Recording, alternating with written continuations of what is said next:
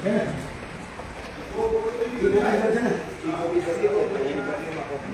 Madam many પછી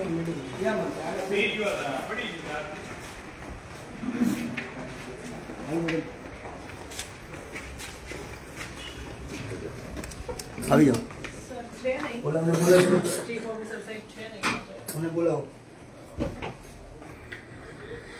તો 2 વાગ્યા નથી ના એટલે સર રજા પર રજા કરશે હું ટ્રેનિંગમાં છું તો અરજી કરવી છે શું કરશું સરની સાથે ડિસ્કશન તમારે એમને જ કરવું હું તો ખાલી ટ્રેનિંગમાં છું એટલે મારી કોઈ સત્તાઓ ના હોય અહીંયા તો અરજી તો લઈ શકો ને એટલું તો હોય ને કોઈ તો લઈ શકશે ને એના બી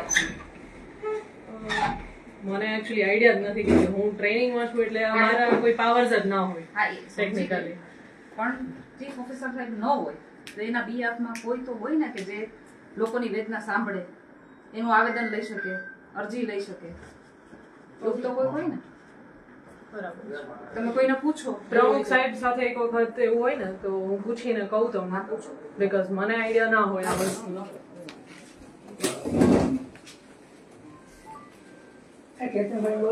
કોઈ નથી બોલાવા આપણા પૂરતું રાખો મને એક મિનિટ જવા દેજો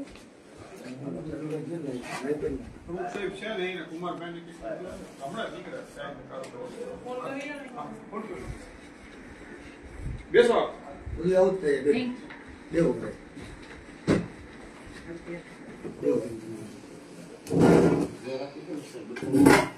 બેસો બેસો બધા બેસવાનું બધા માટે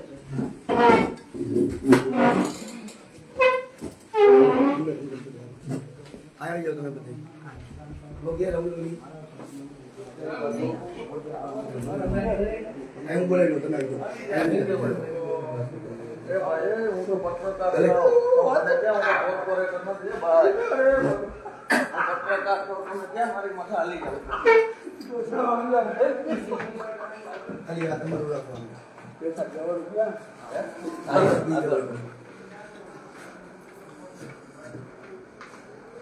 અરુણભાઈ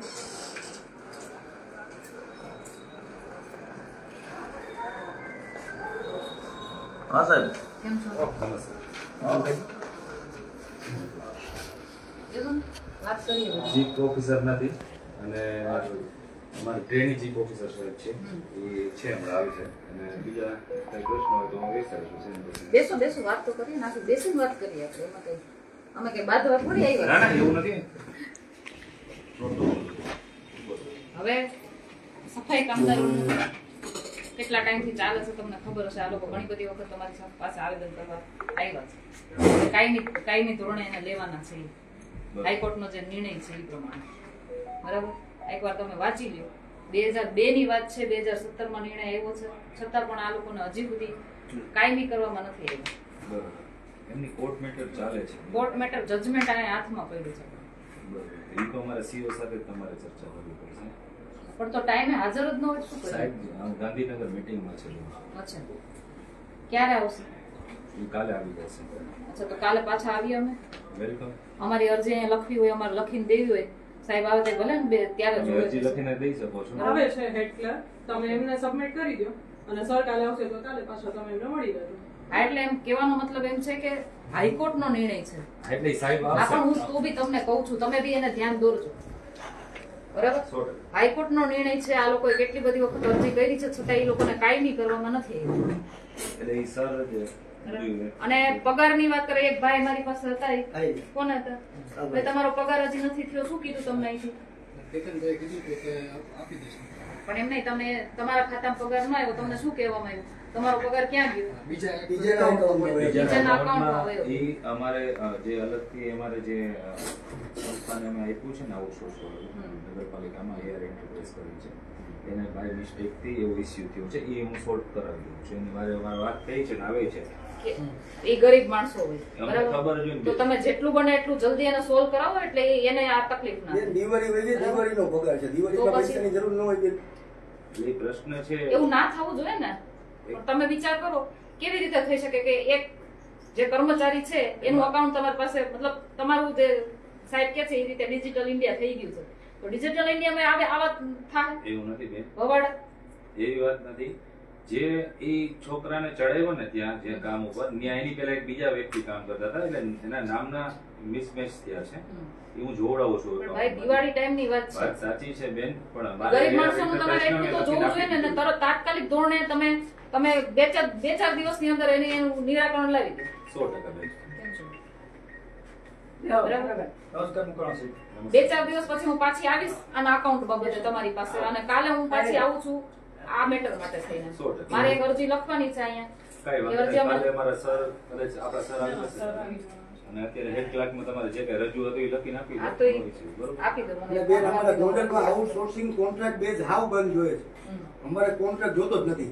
અમે કાયમી કરાવી દો ને. ગોંડલની અંદર હું અત્યારે કેટલા ટાઈમથી ગોંડલમાં ફરું છું ને ભાઈ, ઠેક ઠેકાણે કચરાના ઢગલા એટલા પડ્યા છે. તમે સ્વીકારો છો ને? તમે તમને દેખાણા છે બેન, બાકી અમે અમારી 100% હું તમને બતાવું. લાવો ને, મારા મોબાઈલમાં છે જ ભાઈ. મોબાઈલમાં લાવો તમારો મોબાઈલ. ઈ સફાઈ કામદારો કેટલી કલાક નોકરી કરે છે ભાઈ, તમે વ્યવસ્થિત કામ કરો છો કે નથી કરતા? વ્યવસ્થિત કામ કરીએ છીએ, પણ અમારે એને માપણી કચરાની વાત આવે છે આમાં. સાંભળો, મારી વાત તમે છે ને મારી વાત સાંભળો. અડધા રોડે કચરો પડ્યો હોય છે. ઈ સોસાયટીમાં હું ગઈ ને જયારે ત્યારે લોકોએ કીધું કે અહીંયા છે ને કચરા પેટી પડી હતી, પછી ઉપાડી ગયા, પછી પાછા મૂકવા નથી આવતા. બેન અમારે એવું હોય છે, કચરા પેટી જેથી રિમૂવ કર્યું ને એમાં ડોર ટુ ડોર ચાલુ કર્યું, પણ પબ્લિક ને જે અવેરનેસ નથી. આજે હું બધાને તો લાવવાની જવાબદારી કોની તો છે? અમે એને ઘરે ડોર ટુ ડોર મોકલીએ છીએ. પણ કેટલા ટાઈમથી કચરો ત્યાં પડ્યો? ઓલા ત્યાં છે ને સોસાયટીના લોકો મને એમ કહેતા હતા, બેન અહીંયા ઉપાડવાય કોઈ નથી આવતું. બેન એવું કે ધ્યાનમાં હોય તો તમે ડાયરેક્ટલી મને ચોક્કસ કોલ હું તમને લાવો તમારો નંબર એ મને આપી દો. લાવો ડાયરેક્ટલી એવું તમને કે ન્યુસન્સ પોઈન્ટ દેખાય કે ઘણા ટાઈમથી નથી ઉપડ્યો, તમે મને કોલ કરી શકો છો, હું ડાયરેક્ટલી રિમૂવ કરાવી દઈશ. બોલો તમારો નંબર બોલો. 992400 992400 5757. 5757. મોડેલમાં આપણે સમજ શું નામ છે તમારું? કેટલા છે કેટલા ભર્યા છે તે સુધીમાં કાયમીના એની હેડ ક્લાર્ક આવે ને એની પાસે અમારે જે રોસ્ટર હોય ને એ મુજબ અમારે ભરતી હોય, એ મુજબની રિક્વાયરમેન્ટ અમારે કરવાની હોય. સાહેબ આવશે ને ઈ પછી થોડીક વધારે ડીપમાં સાહેબને વધારે કરશે. અને યાર એવું એવી તાનાશાહી કરે છે. વાત એવી છે ભાઈ, સાહેબ હોય, તમે હોય, કોઈ પણ માણસ હોય, આ ગુજરાત હાઈકોર્ટનો ઓર્ડર છે, બરાબર? 2021 તો તમે જોઈ શકો છો ને, નો ડાઉટ. કેટલા વર્ષ થયા? એમાં પ્રશ્ન છતાંય આ લોકો મારી વાત સાંભળી લો, છતાંય આ 4 વર્ષથી આ લોકો ધક્કા ખાતા હોય અને મારા જેવા લોકો પાસે એમને આવવું પડે રજૂઆત કરવા માટે, તો તમારા લોકોને ફરજમાં નથી આવતી? હું એમ કહેવાલો સાહેબની ઓથોરિટીમાં આવે છે, પણ તમે તો સમજી શકો ને, તમે તો સાહેબને કહી શકો ને કે આ તાત્કાલિક કરો.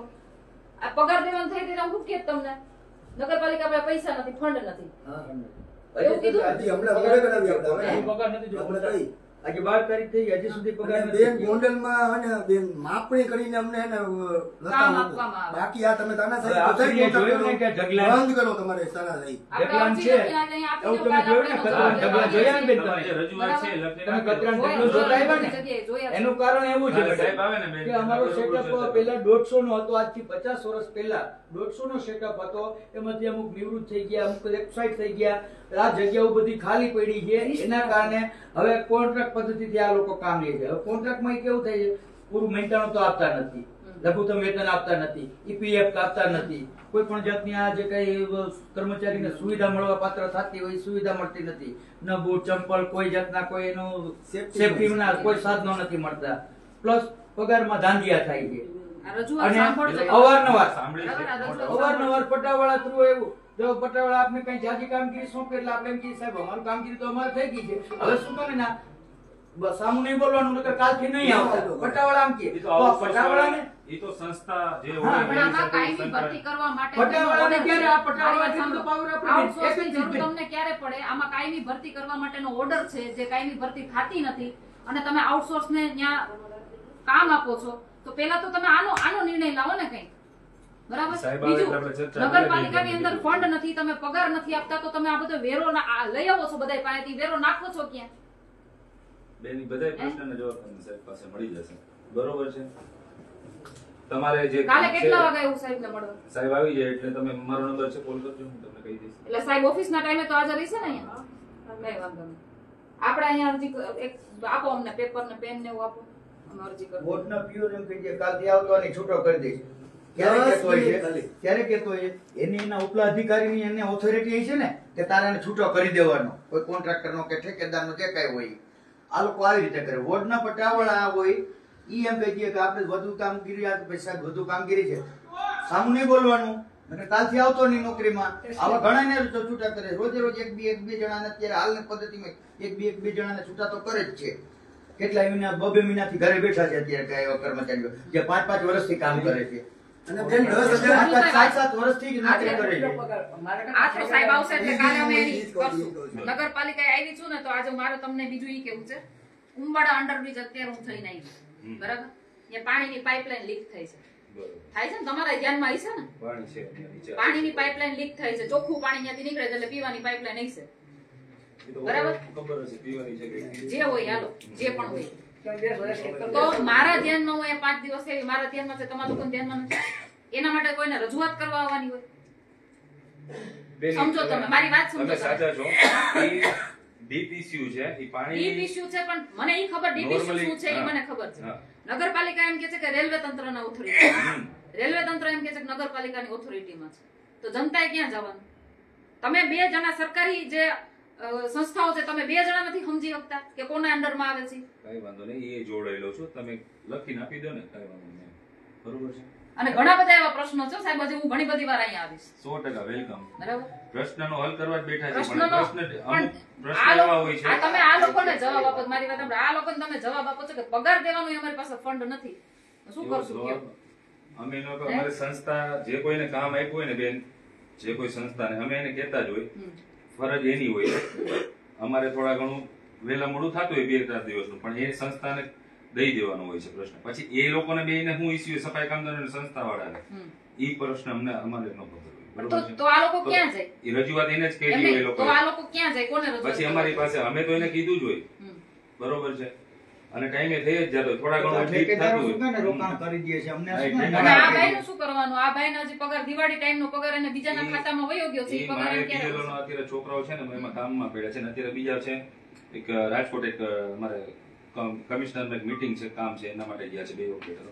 કાલે મેં એને બોલાવ્યા હતા આજે, પછી આજે નથી 2 એટલે એને 15 તારીખે આવવાનું છે.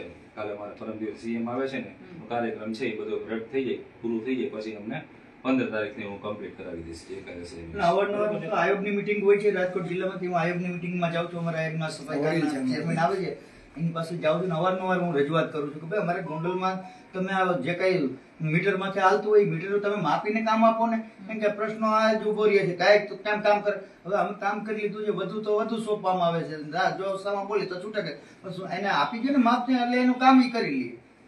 જે કઈ સરકારશ્રીના નિયમ મુજબ 500 મીટર કે 450 મીટર જે કઈ મીટર આવતું હોય એને માપી અને માપી લેતા આપી દો ને, એટલે એ કામ કરી લઈએ. ગેટા બકરાની જેમ કામ જ કરો. જિલ્લામાં આ રીતનું ચાલે છે, બધી જગ્યાએ આમ જ ચાલે છે. પણ કહેવાનો મતલબ એમ છે કે હવે જે કઈ અત્યાર સુધી જે કઈ તંત્ર ચાલે છે ને, એ તમારા સાહેબને જેને તમારે ધ્યાને દોરવાનું એ બધાને દોરવા માંડો અને આનો કઈક નિવેડો લઈ આવો. વર્ષોથી આ લોકો પીડાય છે ને, એની કઈક તમે નિવેડો લઈને અને આ લોકોને બધાને વ્યવસ્થિત રીતે કામે હાઈકોર્ટનો જે નિર્ણય છે ને, હાઈકોર્ટના નિર્ણય પ્રમાણે કાયમી એને કામ ઉપર રાખો, બરાબર? તમે કહેજો અને કાલે બી હું આવીશ હજી, બરાબર? તમે અરજી લખી નાખો. લખીને ત્યાં પાછળની છે ને, ચલો એમાં ઇન્વર્ટ કરાવી, બરોબર? અને બેન આ વસ્તુ તમને કહી દઉં, આ લોકો અત્યારે જો આ વસ્તુ અમે કરી છે ને, હવે આ લોકો શું કરશે ખબર છે? અમે જે કામ કરી છે ને, લોકો બધાને ઘરે બેસાડી ઈ મને કહેજો ને, અને પછી મને કહેજો. ગોધરાવાળાના લોકો કામે તમને જણાવે કોઈને ત્યાં હેરાનગતિ થાય તો મને એવું કહેજો. કરે છે. હું આવીશ અહીં તમારી ભેગી. આ 4 જૂનની વાત કેટલા વર્ષોથી કેસ ચાલે છે, અહીંથી લખીને મોકલી દે છે, પછી ત્યાંથી પાછું રિટર્ન આવે કઈ કમીને કારણોસર, પાછું લખીને દરખાસ્ત મોકલે, પાછી ગાંધીનગર થી આવે, વળી પાછી આવી તો લગભગ 6 વખત દરખાસ્ત પાછી આવી. પણ શું કામ 6 વખત 5-5 6 વખત શું કામ દરખાસ્ત તમે ત્યાંથી મોકલી દીધું કે ભાઈ આમાં ટાઈમ માંગશું, આપણે અરજી કરીને જાય ને નગરપાલિકા પાસે ટાઈમ માંગશું કે ભાઈ આ અમને કેટલા ટાઈમમાં આનો નિવેડો લાવી દે છે, એ ટાઈમ માંગશું. જો આ લોકો ન કરી શકે તો આની ઉપર એ લોકો બેઠા હોય ને એમની પાસે જઈશું. હાલમાં હું પરમ દિવસે ગયો તો મેડમે બેઠા હતા, હું સાહેબને પૂછી ગયો ને કે સાહેબ ઓલી દરખાસ્તનું શું થયું, તો કે હું પૂછા કરી લેતી, તપાસ કરી અને કોઈ દાદાગીરી જો હું તમને ચોખ્ખું કહી દઉં છું, રજૂઆત કરવા આવ્યા છે ને, અધિકાર છે એ લોકો, કોઈ જાતની દાદાગીરી ન થવી જોઈએ. પછી એના ઉપર ન્યાય હું ઊભી આવીશ પછી, બરાબર? કાયદા બધાને હરખા જ લાગુ પડે છે. રજૂઆત લખી નાખો. લખીને પાછળની ઓફિસમાં આવી દો, જરૂરિયાત પૂરતા બેસો અહીંયા સાહેબ, બેન ને બેસો તો ભલે બેસો, આપણે લખીને ત્યાં આપણે ઓફિસમાં આપી દઈએ. કુમારભાઈને આપી દેજો. 1 લાખ આપી દો. અને આની એક કોપી એ નાખી દેજો. આ કાઈ તમારું છે ને જજમેન્ટ, એની કોપી એક નાખી દેજો. શું થતો તું ફટાફટ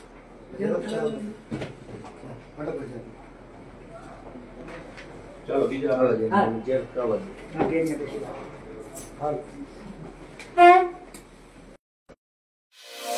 હા